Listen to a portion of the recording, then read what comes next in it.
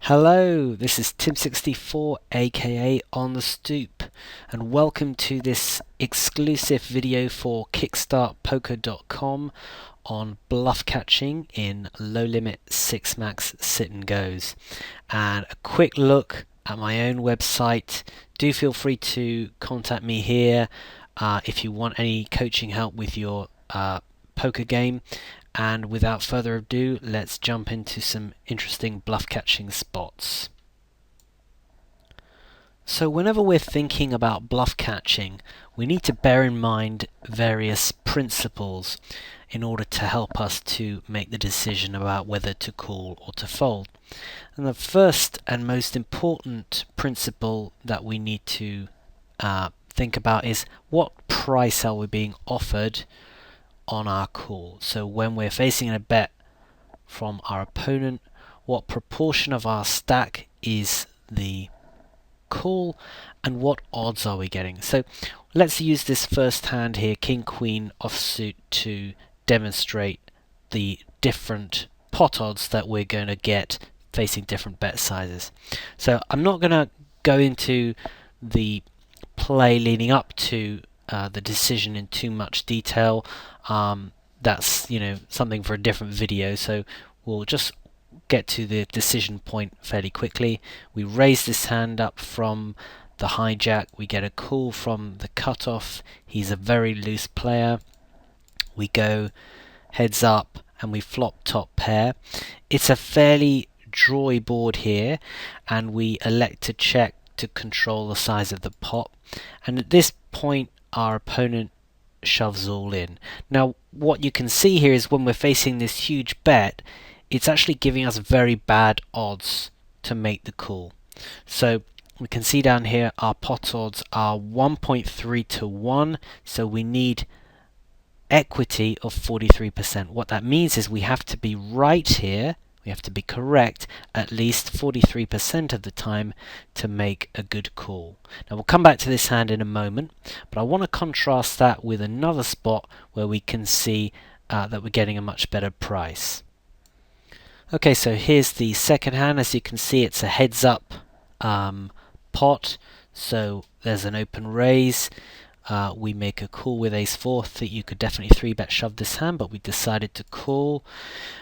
King 7-7 flop gets checked through by both players, and then on the turn there's another check, and then on the river we face a half pot bet here. So you can see when our opponent bets half pot here, the odds we're getting on a call are much better. Here we're getting 3 to 1 on a call, and therefore we only need to be correct. Ace high only needs to be the best hand 24% of the time in order for us to make a break even or better call. So price is always your first question. How often do I need to be right here to make this call? Alright, so to illustrate the next factor that we need to have in mind, we're going to use this 8-6 suited hand that we played. This hand was played on the bubble of a 6 max tournament, so it's raised by the small blind and we elect to make a call. You can see he has a very high small blind steal, 80%, and we go to the flop here. Our opponent makes a bet. We make a pretty light float here. As you can see, we don't have any direct equity, but we do have some backdoor flush draws, and we have some backdoor straight draws, and it's a very small bet. So obviously at this point we don't have a hand. We turn probably the best possible card for us, and our opponent checks here, and we make a bet with our draw, and on the river our opponent open shoves into us, and we have about pot size here. Now obviously we river a straight here, but our hand is definitely not the nuts, but it is very strong. So our opponent can have us beat here. He can have some full houses such as 10-9, 10-7. These hands are possible. But since we're at the top of our range, we can usually call even if the price is not great. So even if the odds we're getting are not great. The stronger our hand is compared to all the possible hands in our range, the more often we're going to be calling.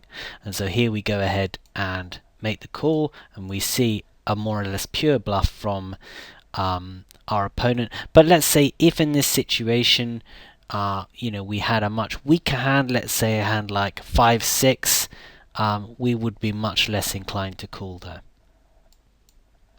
Okay, so we're going to go back to this king-queen hand now and try to illustrate the next concept that I want to talk about. So we'll get to the point on the flop where we check and our opponent bets all in. And here what we want to think about is how strong or weak does our own hand look. And in this case here, when we check this board, which is quite drawy, our hand looks pretty weak. Now, the weaker that your hand looks, the more often your opponent is likely to prey upon that weakness, or to attack that weakness with a bet with a weak range.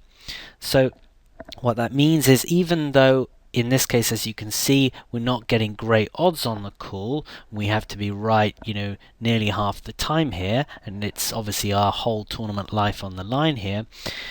It doesn't make very much sense for our opponent to be betting this big with a hand that's actually strong, because we're representing weakness. So for example, if our opponent had a hand like Queen 10 here for the flopped straight, it wouldn't make sense for him to bet this big, because he'd actually be pushing us out of the pot with many of the hands that he wants us to call with.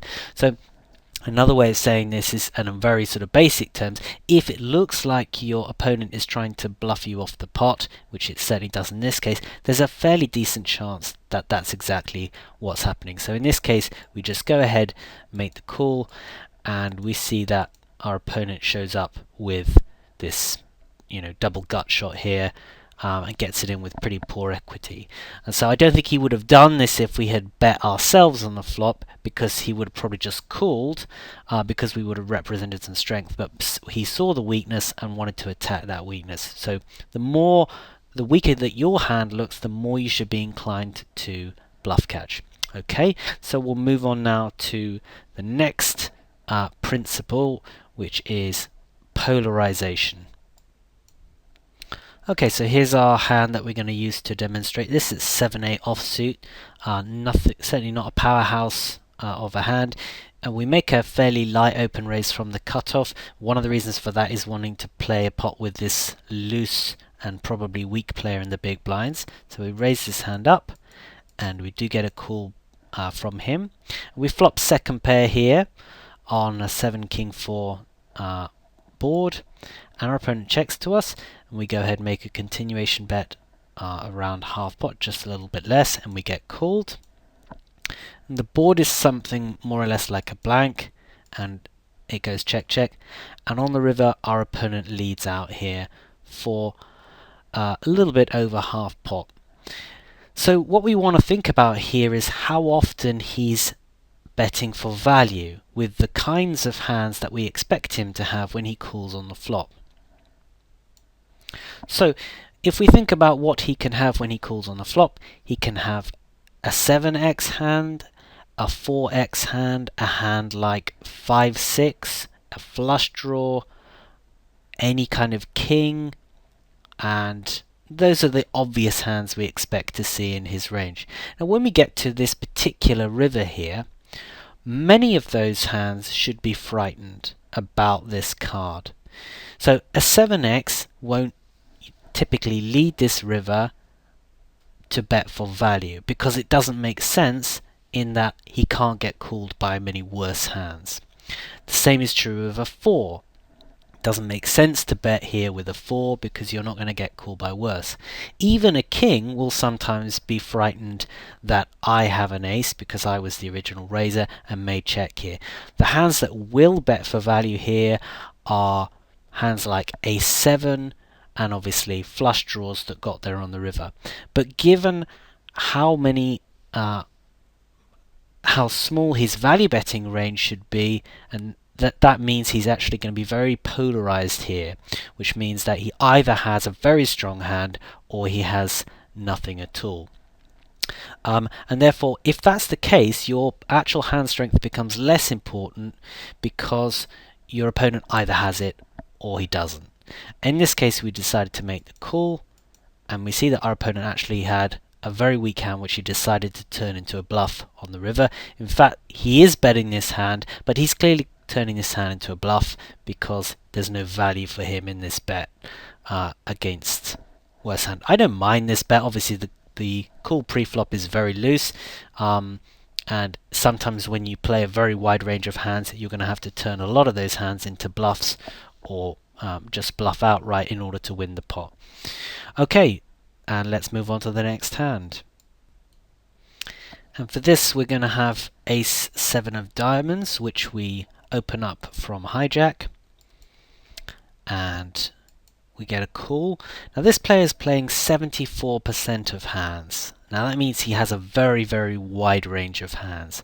And the principle that we're interested in here is that the wider your opponent's range of hands, the more he's going to have to bluff to compensate for having a wide and therefore often weak range of hands.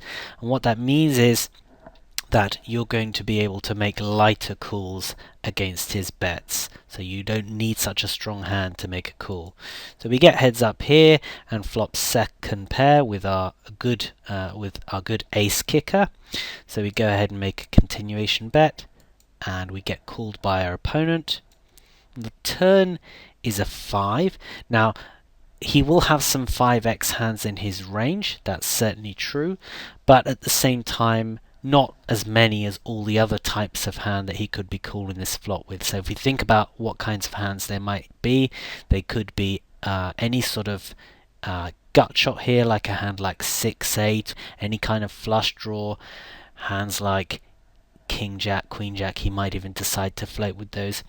Of course, he will also have some 10x hands here, but he might not bet those hands on the turn. So when we go ahead and check here, and he bets here, again he's representing a very strong hand. He's representing that he has trips, but if we think about how many hands he has overall, it's actually a very small number of those hands are actually going to be ahead of us. So given the price we're getting, over 3-1, only needing to be right here on the turn about 24% of the time, we can make a fairly easy call here. And on the river, when there's another 5, it's really unlikely that we're behind now. Unless our opponent has a 10, we're good. So we're usually going to be willing to bluff catch this river. In fact, he just gives up here, and we see him show down with absolutely nothing. And this is what I mean. When you have a very weak and wide range, you're going to be forced to bluff in order to win those pots, because your hand doesn't have natural strength. It doesn't have pot equity, so you need to generate bluff equity. Okay, so what we're going to do now is just to look at 2 or 3 more hands, trying to put all these factors together. So first hand is this A7 offsuit hand, which we're opening from middle position 5-handed. I think this is a pretty light open. I'm not that big a fan of it, but there are some weaker players on this table, so it's probably not too terrible. We get called by Button, who's on the looser side, but seems solid enough. And we flop nothing much here, make a continuation bet of just under half pot, and we get called on this board. So when we get called on this board, the range of hands that we would put our opponent on is something like Queen Jack for straight draws, maybe even King Queen for gut shots, hands like pocket 8s, pocket 6s, these kinds of hands, maybe some ace high hands. So we get to the turn and actually turn our top pair. Now if we bet again here, we're going to force our opponent to fold many hands. This is a really good scare card to bet if you don't have anything here, but since our ace is only medium strength, and if we do get called here, it's likely to be by better aces or big hands like pocket maybe sets or something like that, we're gonna go with the check here. So we check here and our opponent bets here. And again, if we think about the principles that we've been talking about here, when we're expected to bet this scare card and we don't, our hand looks quite weak to our opponent. So when we've shown weakness, he's going to be more liable to bluff. Certainly all those hands that he has here that don't have showdown are going to need to bluff. If he has a hand like 10 Jack, for example, he probably will check that hand back. Similarly, hands like pocket eights might well check back here. So his betting range becomes more weighted to bluffs. In terms of the price we're getting here on the turn, we're getting nearly 3-1, so we only need to be right about a quarter of the time, so it's a fairly easy check call once we've taken this line. And on the river, more or less a blank, we check and our opponent gives up, and he does show a gut shot. I think his float is, not unreasonable on the flop, a little bit thin, but okay. On to the next hand. So this is a hand that we looked at very briefly earlier on when we were talking about the price we're getting. So once again, we'll just run through the action. We make the call pre-flop heads up with the weak ace, and the flop is checked, the turn is checked, and then on the river we check and we face a half pot bet. Now again, as we've said here, our opponent's line doesn't make a lot of sense. It really looks like he's using this scare card to bluff. If he had a 7, we would have expected him to bet earlier, and indeed if he had any kind of king here, we would have expected him to bet at least on the turn. So given all those factors and the fact that we're getting a good price on our call and we only need to be right here, we go ahead and make the call here. And it actually turns out that our opponent was slow playing a very strong hand here. I kind of like the way he played that hand. I think there was some potential for value on the turn, but he played it in a very, let's say, tricky way and made us overvalue our own ace high hand because he'd played his hand in such a weak manner. But I think the bluff catcher on the river is, semi-reasonable. This is actually a pretty good player.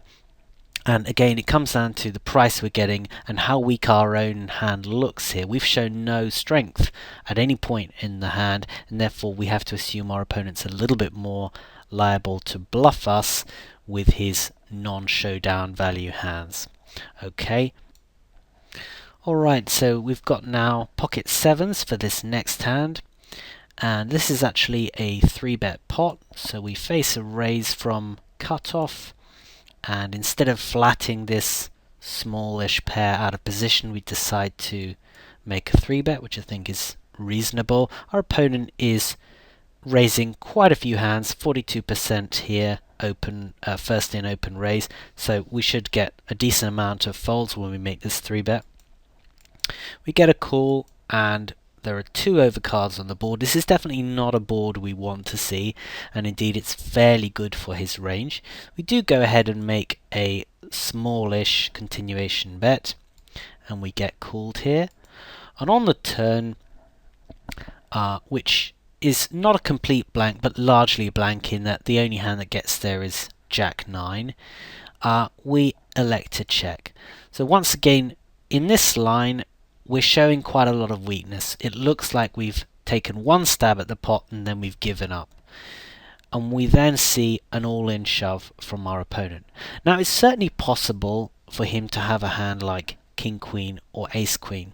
But if we think about how he would be likely to play such a hand, if you have Ace Queen or King Queen here and your opponent appears to be giving up on the turn, you know instinctively that you've got the best hand, and at that point you will want to extract as much value as you can. So you're much more likely to make a bet of 300, 400 chips here rather than shoving all in. This bet really looks like it's trying to get me to fold.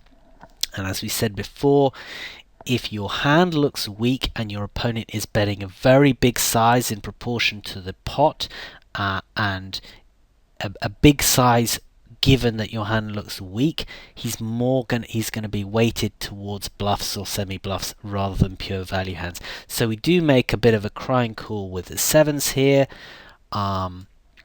Never going to be too happy, and we see that our opponent was semi-bluffing on the turn with his gut shot. I don't mind his line too much. He does have fairly decent equity against our actual hand, but again it goes to show that if you pay attention to these tells, these kinds of bet sizing tells, and keep these principles in mind when you're trying to think about whether or not to bluff catch, you're more likely to make good decisions in the long run. One final example to show again that we can make reasonable decisions without always having to be right. And we have another heads up pot here with 10-7 suited. We face an open raise from a very good and aggressive player. He's raising 65% first in here, so we can defend quite wide against this. I think 10-7 suited is a reasonable defend. You could 3-bet shove this hand. We go ahead and defend, and we hit our second pair. So we start with the check and our opponent bets. It's a fairly small bet. You can see we're getting good odds on a call, so no reason not to call there. And we hit a 9 on the turn. That's not bad for our range because we will have some hands like 9-10, 8-9 for gut shots that we might decide to call the flop with. And at this point the action goes check, check, and there's another 9 on the river. And we check again. Now, at this point, it's clear that we don't have a 9, because if we had trips here, we'd almost always lead them for value. We probably would lead a jack for value as well on the river, because that's likely to be the best hand. So when we check here, our hand looks very weak, and our opponent makes a fairly big bet size here. Now, you can see that the odds we're getting on a call are not too bad. We need to be right here just under 30% of the time. Because of how weak our hand looks, I decided to make the call here, and actually we see that villain had a very nicely played hand. He actually checked back his turn straight in order to disguise the strength of his hand, in order to, let's say, force us to bluff catch a bit more on the river with our weaker hands here. So for example, if we have a jack here, let's say a hand like king jack, we probably would bluff catch that hand fairly happily on most rivers. But if we had a hand like ace deuce, or just a 7x, we're not going to want to necessarily cool down here. So by checking back and making his hand look weaker, he induces us to bluff catch a little bit more on the river. So very nice, very nicely played hand by him. And I think our bluff catch is close here on the river, but again, we're not getting too terrible a price, and our hand does look weak, so I think we can justify it. So next time you're facing a bet from your opponent and you have a sneaking feeling that you're getting bluffed, try to think about these factors, these principles that we talked about here today, and put them into practice before you click the call or fold button. Once again, this was Tim64, aka On the Stoop, for Kickstart Poker, and I hope this bluff catching video was useful to you. Thank you.